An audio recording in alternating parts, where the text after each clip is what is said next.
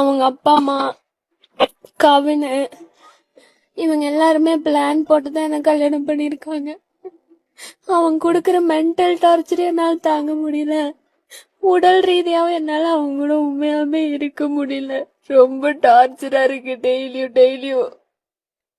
அதை யாருக்கிட்ட எப்படி சொல்லி புரிய வைக்கிறதுன்னு தெரியல.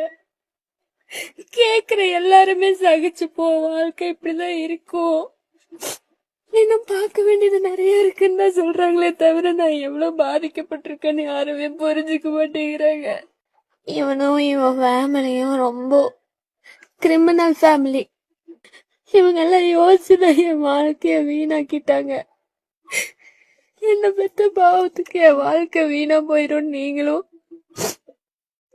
எல்லாத்துக்கும் சகிச்சு இன்னும் புள்ள வாழ்க்கை சரியாயிராதா?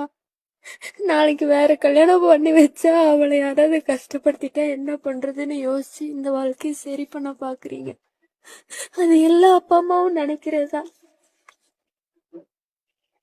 எனக்கு இந்த வாழ்க்கையில இவன் கூட வாழ்றதுக்கும் விருப்பம் இல்ல.